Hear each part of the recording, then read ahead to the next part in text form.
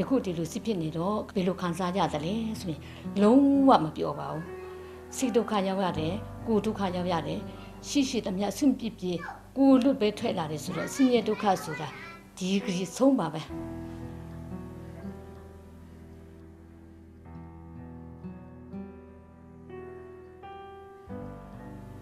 ဘာကြောင့်လဲဆိုတော့ကိုယ်လူမျိုးမဟုတ်တဲ့ကိုယ်စကားမဟုတ်ကိုယ်နဲ့ဆွေမျိုးမတော်တဲ့နေရာမှာရောက်လာတော့အရန်ပဲစိတ်ဆင်းရဲရတယ်စစ်ကြောင်းနဲ့ထိုးလို့ရှိရင်တဲ့ကလေးရဲ့မေတွေကိုလည်းနှိမ့်ဆက်တယ်ဆိုတော့ကျမလည်းကလေးဘာနဲ့ထွက်ပြေးရတာပေါ့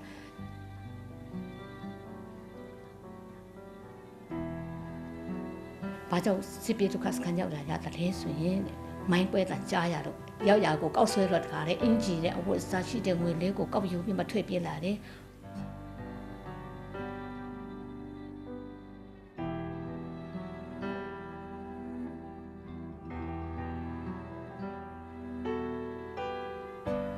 အခုဒီတို့ထွက်ပြေးလာတဲ့နောက်ပိုင်းကနေတော့အိမ်ကိုစောင့်မဲ့လူကတော့တရားမှမရှိဘူး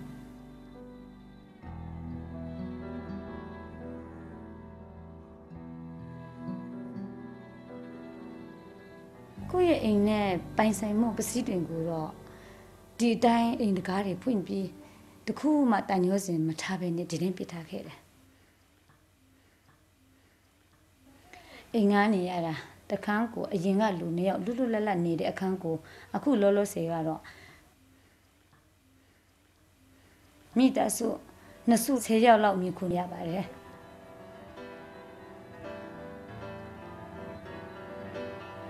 နိုင်ငံကူးလက်မှလုပ်ဖို့ငွေရည်ကြီးရမရှိတော့ပုံနေရတယ်မောင်းထုတ်ရမှာကိုစွန့်ရပါလေ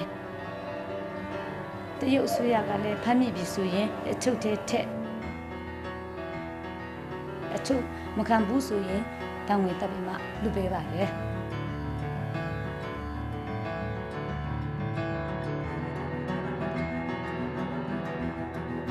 ကလေးလည်းအိမ်ပြန်ချင်တယ်ပဲပြောတယ်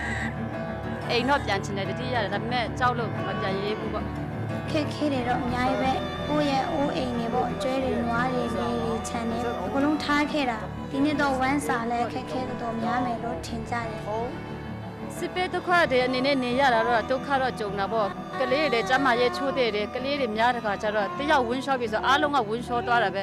တယောက်6ဆုပ်ပြီဆိုလည်းအားလုံးကနာစီ6ဆုပ်ဖြစ်တာပေါ့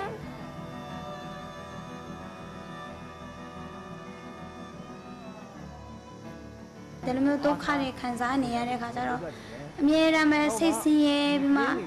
လူတွေကလည်းအကုန်လုံးနေမကောင်းတဲ့လူတွေပဲဖြစ်လာပြီကလေးတွေလည်းတော်တော်များများတဲ့မျိုးဝမ်းပြက်ဝမ်းလျှောတို့ဒီငှက်ဖျားတို့တိုက်ဖိုက်အဲ့လိုမျိုးလည်းအဖြစ်များတယ်လူတွေကများတဲ့ခါကျတော့ဒီအင်တာတွေပါတယ်ဟိုထမင်းချက်စားတဲ့နေရာတွေပေါ့အမျိုးအနံ့ပေါင်းစုံပေါ့တယောက်ရဲ့ယောဂတယောက်ကမသိဘူးလေတည့်ရခါကျတော့လူအားလုံးရဲ့ယောဂပေါင်းစုံတွေကလည်းဒီတိမ်ထဲမှာပဲနေတဲ့ခါကျတော့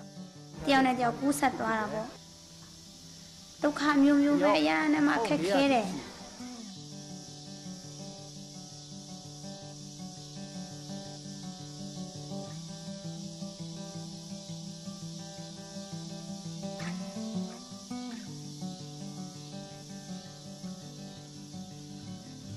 ဘေးအချင်းအိမ်ပြန်မယ်လို့တော့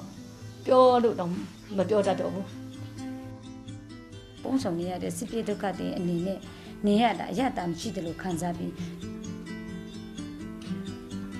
တိုင်းပြည်ကိုပြန်နေနိုင်ခုနေခုပြည်ကိုငင်းငင်းချမ်းချမ်းနဲ့နေချင်တာကိုပဲလိုလားတော့တယ်ဒီစစ်ပွဲလေးဘယ်တော့ငြိမ်းမလဲမသိဘူးစစ်ပြေငြိမ်းသွားမှပဲအိမ်ပြန်နေတော့မယ်လို့ထင်ပါတယ်ကိုယ့်ရဲ့ဒေတာကိုယ့်ရဲ့နေရာကိုပြန်ချင်တဲ့လူများတယ်တချို့လူတွေအမြင်တော့မသိဘူးနော်ကျမအမြင်ကတော့